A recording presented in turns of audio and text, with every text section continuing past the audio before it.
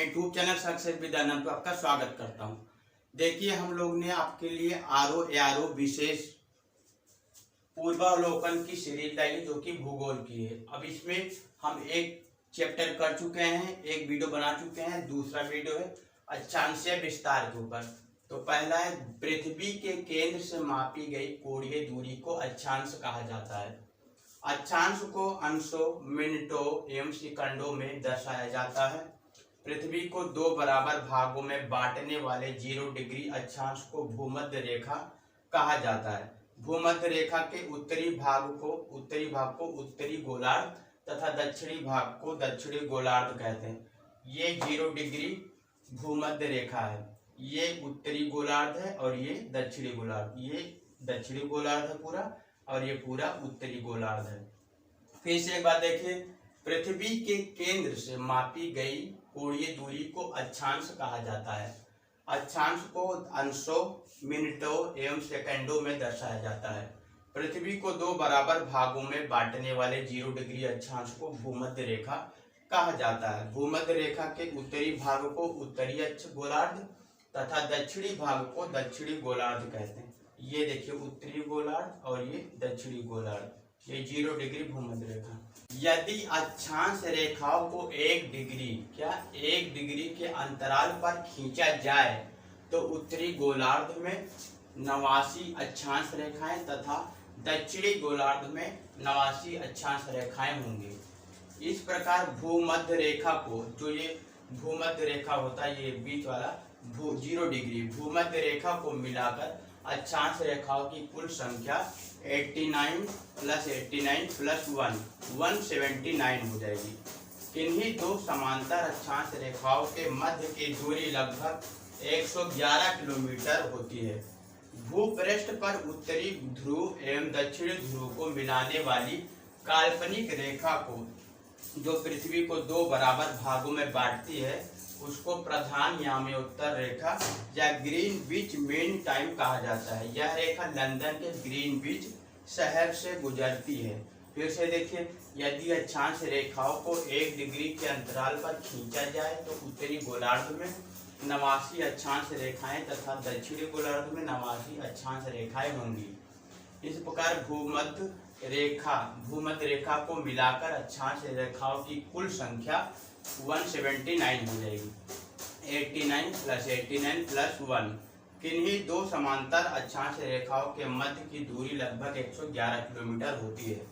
भूपृष्ठ पर उत्तरी ध्रुव एवं दक्षिणी ध्रुव को मिलाने वाली काल्पनिक रेखा, जो पृथ्वी को दो बराबर भागों में बांटती है, उसको प्रधान याम्योत्तर रेखा या ग्रीनविच मीन टाइम कहा जाता है। यह रेखा लंदन के ग्रीनविच शहर से होकर गुजरती है। देशांतर रेखाएं समांतर नहीं होती। देशांतर रेखाएं समांतर नहीं होती हैं। ध्रुवों से विषुवत रेखा की ओर बढ़ने पर देशांतर रेखाओं के मध्य की दूरी बढ़ती जाती है। विषुवत रेखा पर देशांतर रेखाओं के बीच अधिकतम 111.33 किलोमीटर दूरी होती है। भारत पूर्णतः उत्तरी गोलार्ध में स्थित है। संपूर्ण भारत का अक्षांशीय विस्तार 6 डिग्री 45 मिनट उत्तरी अक्षांश से 37 डिग्री 6 मिनट उत्तरी अक्षांश के मध्य होता है। देशांतर रेखाएं समांतर नहीं होती हैं। ध्रुवों से विषुवत रेखा की ओर बढ़ने पर देशांतर रेखाओं के मध्य की दूरी बढ़ती जाती है। विषुवत रेखा पर देशांतर रेखाओं के बीच अधिकतम 111.33 किलोमीटर दूरी होती है। भारत पूर्णतः उत्तरी गोलार्ध में स्थित है। संपूर्ण भारत का अक्षांशीय विस्तार 6 डिग्री 45 मिनट उत्तरी अक्षांश से 37 डिग्री 6 मिनट उत्तरी अक्षांश के मध्य होता है। इसकी मुख्य भूमि 8 डिग्री 4 मिनट उत्तरी अक्षांश से 37 डिग्री 6 मिनट उत्तरी अक्षांश एवं 68 डिग्री 7 मिनट पूर्वी देशांतर से 97 डिग्री 25 मिनट पूर्वी देशांतर के मध्य फैली हुई है। उष्णकटिबंधीय क्षेत्र का विस्तार 23 डिग्री 30 मिनट उत्तरी एवं दक्षिणी अक्षांशों के मध्य है। अतः भारत का विस्तार उष्ण एवं उपोष्ण दोनों कटिबंधों में है।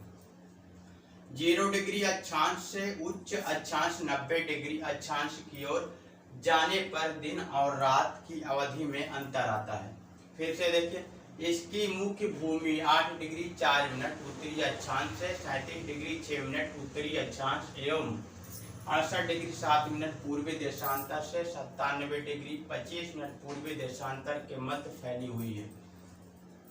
उष्णकटिबंध क्षेत्र का विस्तार 23 डिग्री 30 मिनट उत्तरी एवं दक्षिणी अक्षांशों के मध्य है। अतः भारत का विस्तार उष्ण एवं उपोष्ण दोनों कटिबंधों में है। 0 डिग्री अक्षांश से उच्च अक्षांश 90 डिग्री की ओर जाने पर दिन और रात की अवधि में अंतर आता है। टॉपिक पे पहला क्वेश्चन कौन सा है? तो पहला क्वेश्चन है, भारत विस्तृत है। ऑप्शन ए है 37 डिग्री 17 मिनट 53 सेकेंड उत्तर से 8 डिग्री 6 मिनट 28 डिग्री दक्षिण के बीच।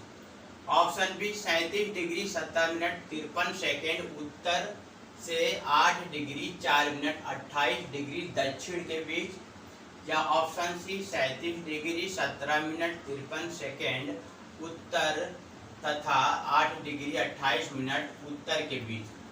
ऑप्शन डी है 8 डिग्री 4 मिनट उत्तर से 37 डिग्री 6 मिनट उत्तरी अक्षांश से 68 डिग्री 7 मिनट पूर्व से 97 डिग्री 25 मिनट पूर्वी देशांतर के मध्य।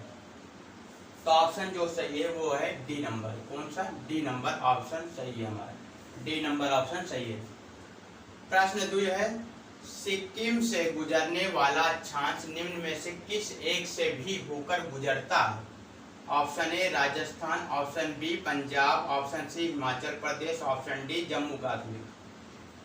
तो हमारा जो राइट ऑप्शन होगा वो होगा राजस्थान। कौन सा होगा? राजस्थान। प्रश्न 3 है,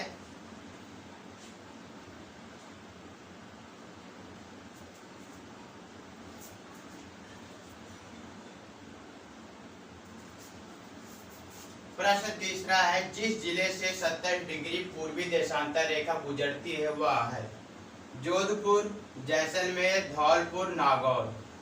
तो जो राइट ऑप्शन होगा वो है जैसलमेर।